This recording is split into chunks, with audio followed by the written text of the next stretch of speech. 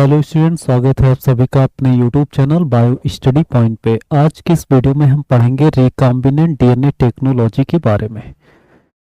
Recombinant DNA technology क्या होता है? यहाँ पे रिकॉम्बिनेंट डीएनए बनाने वाली जो टेक्नोलॉजी है उसको हम रिकॉम्बिनेंट डीएनए टेक्नोलॉजी कहेंगे। यहाँ पे आप समझेंगे कि इसको कैसे बनाते हैं और इसका क्या यूज होता है। तो यहाँ पे आप देखेंगे also known as genetic engineering. इस टेक्नोलॉजी को जेनेटिक इंजीनियरिंग के नाम से भी जाना जाता है। It is the set of techniques that enable the DNA from different source to be identified, isolated and recombined so that new characteristics can be introduced into an organism। ये एक set of techniques होता है जिसमें हम different sources से DNA को identify करके और आइसोलेट करके और उसको रिकम्बाइंड करते हैं। और रिकम्बाइंड करने से जब हम उसे किसी ऑर्गेनिज्म के अंदर इंट्रोड्यूस करते हैं तो उस ऑर्गेनिज्म में हमें डिजायर्ड कैरेक्टर मिलता है, या हम उस डीएनए के फ्रेगमेंट की मल्टीपल कॉपी भी किसी दूसरे सेल के अंदर तैयार कर सकते हैं। तो यहाँ पे आप देखेंगे कि ये जो है तकनीकों का एक समूह है जो विभिन्न स्रोतों से डीएनए को पहचानने, अलग करने और पुनर्संयोजित करने में सक्षम बनाता है ताकि किसी जीव में नई विशेषताएं पेश की जा सके। तो इस चीज को आपको समझना है। उसके बाद यहाँ पे देखेंगे कि ये जो रिकॉम्बिनेंट डीएनए टेक्नोलॉजी है इसको सबसे पहले स्टार्ट करने वाले साइंटिस्ट यहाँ पर नाम आता है पालबर्ग। पालबर्ग ने सबसे पहले रिकॉम्बिनेंट डीएनए मॉलिक्यूल को डेवलप किया था जिसमें उन्होंने कंबाइन किया था SB40 वायरस के डीएनए को और लैम्डा फेज को। लैम्डा फेज और SB40 वायरस डीएनए दोनों डीएनए को इन्होंने क्या किया, रिकम्बाइंड कर दिया, जिससे क्या बन गया, रिकॉम्बिनेंट डीएनए बन गया। अब यहाँ पे हम देखते हैं कि बाद में 1973 ईस्वी में Herbert Boyer and Stanley Cohen इन्होंने जो है रिकॉम्बिनेंट डीएनए टेक्नोलॉजी को डेवलप किया और इन्होंने दिखाया कि जो जेनेटिकली इंजीनियर डीएनए मॉलिक्यूल होता है वो जो है किसी भी फॉरेन सेल में क्लोन किया जा सकता है। यानी रिकॉम्बिनेंट डीएनए जो हमने तैयार किया है उसे हम किसी भी सेल के अंदर इंट्रोड्यूस करा के और उसकी क्लोनिंग करा सकते हैं। तो ये सब पहले किसने बताया, हर्बर्ट बॉयर और स्टैनली कोहेन ने 1973 में। One important aspect of recombinant DNA technology is DNA cloning. यहाँ पे रिकॉम्बिनेंट डीएनए टेक्नोलॉजी का जो सबसे महत्वपूर्ण एस्पेक्ट या पहलू है वो डीएनए क्लोनिंग है, क्योंकि रिकॉम्बिनेंट डीएनए टेक्नोलॉजी में किसी भी डीएनए फ्रेगमेंट की मल्टीपल कॉपी सेल के अंदर या सेल के बाहर भी तैयार की जा सकती है। अब यहाँ पे हम देखते हैं डीएनए क्लोनिंग क्या होता है। DNA cloning is the production of a large number of identical DNA molecules from a single ancestral DNA molecule. कहने का मतलब ये है कि एक जो है सिंगल यहाँ पे डीएनए मॉलिक्यूल्स होगा, डीएनए का ये फ्रेगमेंट होगा और इस डीएनए फ्रेगमेंट से बहुत सारे डीएनए फ्रेगमेंट की कॉपी जो है तैयार करना ही क्या कहलाता है, इसी को डीएनए क्लोनिंग कहा जाता है। इसी को डीएनए क्लोनिंग कहता है। The essential characteristics of DNA cloning is that the desired DNA fragments must be selectively amplified, resulting in a large increase in copy number of selected DNA sequence।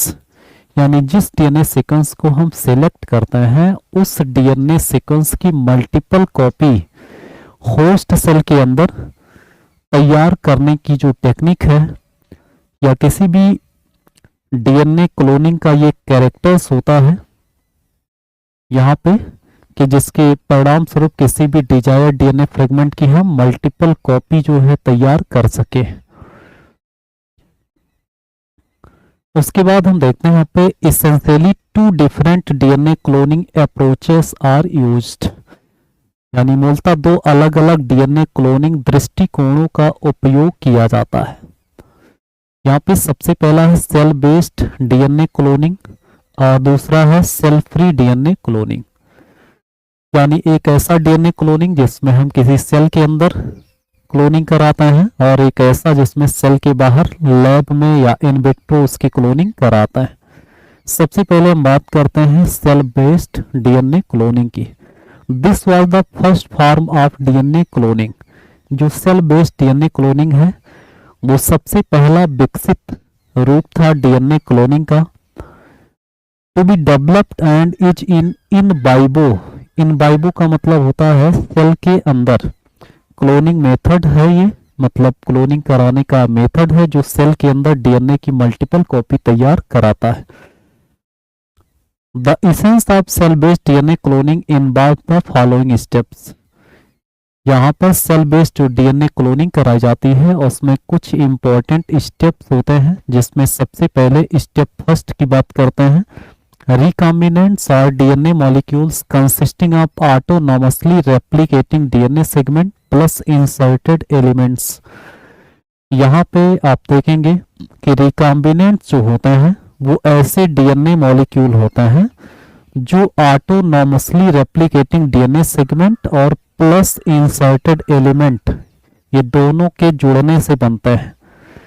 यानी एक जो है ऑटोनॉमसली रेप्लिकेटिंग डीएनए सेगमेंट होगा जिसे हम vector DNA molecules के नाम से भी जानेंगे, और उसमें हम इंसर्टेड एलिमेंट्स मतलब उसमें हम अपना जेनेटिक मटेरियल जो आपका डिजायर्ड डीएनए है जिसे डीएनए इंसर्ट या फॉरेन डीएनए भी कहते हैं उसको ऐड करते हैं। यहाँ पर इस स्टेप को यहाँ पर डायग्राम से हम समझते हैं। ये क्लोनिंग वेक्टर है और यहाँ पे ये डीएनए है। सबसे पहले हम रेस्ट्रिक्शन डाइजेशन, इसका हम रेस्ट्रिक्शन इंडोन्यूक्लियेज एंजाइम की सहायता से इसका क्या करेंगे, डाइजेशन करते हैं। तो डाइजेशन करेंगे तो यहाँ पर स्पेसिफिक सीक्वेंस पर ये एंजाइम क्या करेगा, डीएनए को कट करेगा और डीएनए को इसको भी कट किया जाएगा उसी रेस्ट्रिक्शन इंडोन्यूक्लियस से और इसको भी कट किया जाएगा रेस्ट्रिक्शन इंडोन्यूक्लियस से। अब इस पूरे डीएनए सेगमेंट में मान लो हमें इस सेगमेंट की क्या करानी है, क्लोनिंग करानी है। टोटल डीएनए की तो क्लोनिंग कराएंगे नहीं हम, उस डीएनए में प्रेजेंट जो स्मॉल सेगमेंट होगा जिसमें हमारा डिजायर्ड कैरेक्टर जो जीन ऑफ इंटरेस्ट होगा उसी को हम किसमें ले जाकर ऐड करते हैं, वेक्टर में। और वेक्टर में जोड़ने के लिए यहाँ पर कौन सा एंजाइम यूज होगा, तो यहाँ पर एंजाइम होता है डीएनए लाइगेज। डीएनए लाइगेज की सहायता से क्या करेंगे, इसको ला करके और यहाँ पर इसको जोड़ करके और यहाँ पर क्या बना लेते हैं, ये रिकॉम्बिनेंट वेक्टर, या ये इसी को हम किस नाम से जानते हैं, आर डीएनए कहता है। रिकॉम्बिनेंट डीएनए इसी को कहता है। तो पहले स्टेप में हमने रिकॉम्बिनेंट डीएनए को बना लिया। अब रिकॉम्बिनेंट डीएनए क्या होता है, ये हाइब्रिड मॉलिक्यूल्स होता है। हाइब्रिड मॉलिक्यूल्स का मतलब क्या होगा, इसमें ये वेक्टर डीएनए है, ये वेक्टर डीएनए है, वेक्टर डीएनए, और ये वाला जो पार्ट है इसका ये टारगेट डीएनए है जिसकी हमें क्लोनिंग करानी है या जिसकी हमें मल्टीपल कॉपी तैयार करना है। तो ये टारगेट डीएनए है। दोनों से बना हुआ ये जो डीएनए है इसको हम क्या कहते हैं, हाइब्रिड मॉलिक्यूल्स। उसके बाद हम देखते हैं यहाँ पे अगला है स्टेप सेकेंड। इसमें हम ट्रांसफॉर्मेशन की प्रक्रिया को कराते हैं। यहाँ पे the recombinant DNA molecules are transferred into host cells in which the chosen replicon can undergo DNA replication independently। यानी अब हमने जो रिकॉम्बिनेंट डीएनए बना लिया है उस रिकॉम्बिनेंट डीएनए को हमें इंट्रोड्यूस करा देना है किसी होस्ट सेल के अंदर। यहाँ पर आप देख पा रहे हैं ये रिकॉम्बिनेंट वेक्टर है। इस रिकॉम्बिनेंट वेक्टर को हमने किसमें इंट्रोड्यूस करा दिया, यहाँ पर बैक्टीरिया के अंदर। इस बैक्टीरिया के अंदर जब हम इस रिकॉम्बिनेंट वेक्टर को इंट्रोड्यूस कराते हैं तो ये जो बैक्टीरिया है वो क्या हो जाती है, ये ट्रांसफॉर्म्ड हो जाती है। ये क्या हो जाएगी, ट्रांसफॉर्म हो जाएगी, क्योंकि इसमें जो है फॉरेन डीएनए की एंट्री हो जाती है। अब हम देखते हैं इसमें जब इस बैक्टीरिया का ट्रांसफॉर्मेशन हो गया, अब इस बैक्टीरिया का हम क्या करेंगे, प्रोपागेशन, यानी इसको हम कल्चर मीडियम में रखेंगे और इस बैक्टीरिया को जो है प्रॉपर न्यूट्रिएंट प्रोवाइड करेंगे जिससे बैक्टीरिया जो है वो मल्टीप्लाई हो सके और बैक्टीरिया के साथ साथ जो है उसमें प्रेजेंट जो हमारा रिकॉम्बिनेंट वेक्टर है उसका भी मल्टीप्लिकेशन हो सके। तो इस तरह से जब रिकॉम्बिनेंट वेक्टर का मल्टीप्लिकेशन होगा तो हमारा डिजायर्ड जीन तो हर रिकॉम्बिनेंट वेक्टर में होगा, यानी जितना रिकॉम्बिनेंट वेक्टर बनेगा उतना ही हमारा क्या रहेगा, उसमें हमारा डिजायर्ड जीन या टारगेट डीएनए रहेगा। यानी हम इस सेल के अंदर क्या प्राप्त कर सकते हैं, इस टारगेट डीएनए की मल्टीपल कॉपी, इसी को हम क्लोनिंग कहते हैं। तो स्टेप थर्ड में क्या करते हैं, selective propagation of cell clones, यानी ये जो सेल आपको मिला जो ट्रांसफॉर्म हुआ है उसको हम क्या करते हैं, यहाँ पर दो स्टेजेस को इन्वॉल्व करते हैं।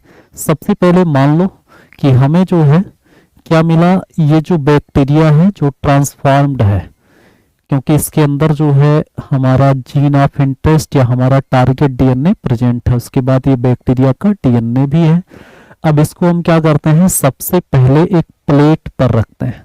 कहाँ रखेंगे इसको, एक प्लेट पर, एक प्लेट पर रखेंगे और प्लेट पर रखेंगे। यहाँ पर मीडियम कौन सा देंगे, तो यहाँ पर एगारोज मीडियम होगा।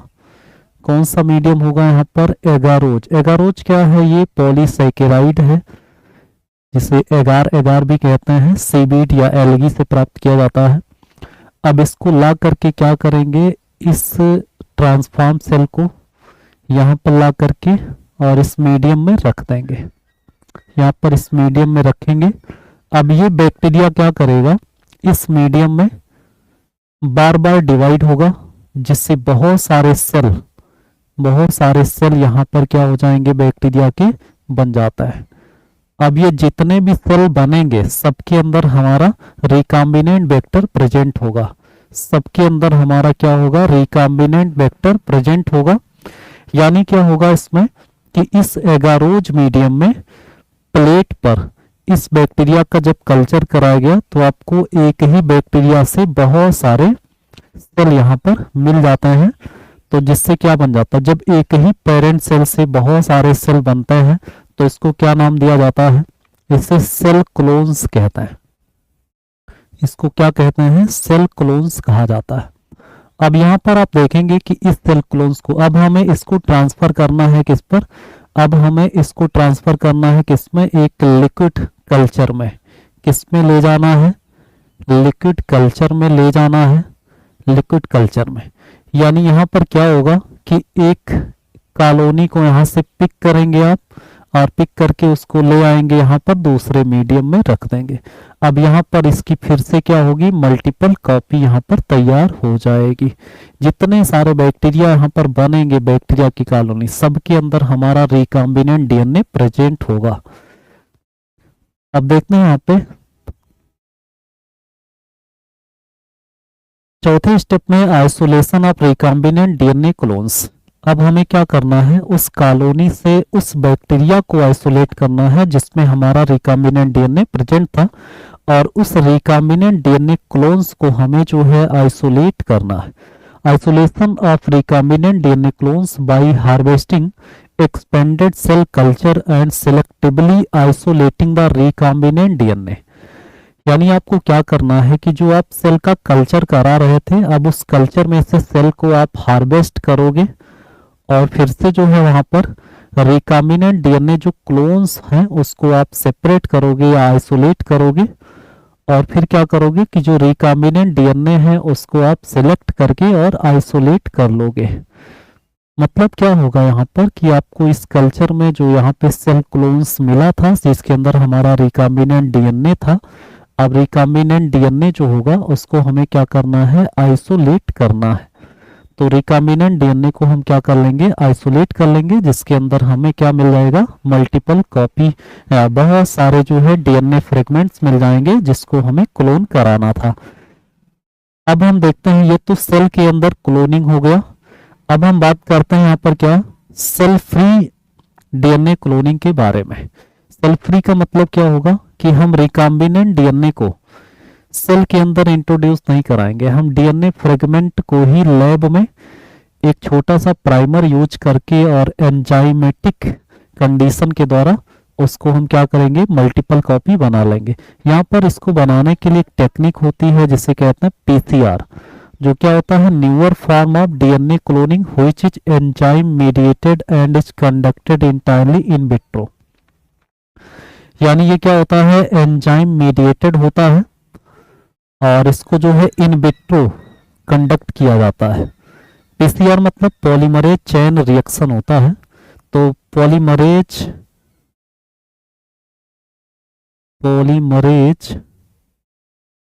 चेन रिएक्शन, और इस पॉलीमरेज चेन रिएक्शन की टेक्निक को डेवलप किया गया था 1983 में कैरी मोलिस के द्वारा। ये क्या होता है, ये रिवोल्यूशनरी टेक्निक है, मतलब भविष्य में, आज के समय में इस टेक्निक को सबसे ज्यादा यूज किया जा रहा है किसी भी सिलेक्टिव एम्पलीफिकेशन के लिए, किसी भी स्पेसिफिक टारगेट सीक्वेंस के लिए न्यूक्लिक एसिड के, जिसमें हम एक छोटा सा प्राइमर यूज करते हैं। और ये जो है बहुत तेजी से होने वाला और कम खर्चे वाला, और ये बहुत साधारण प्रकार का मेथड होता है किसी भी स्पेसिफिक डीएनए सीक्वेंस को कॉपी करने का। तो इस तरह से ये सेल फ्री डीएनए क्लोनिंग हो जाता है। तो इस वीडियो में हमने रिकॉम्बिनेंट डीएनए टेक्नोलॉजी के बारे में पढ़ा। अगले वीडियो में हम नेक्स्ट टॉपिक पढ़ेंगे।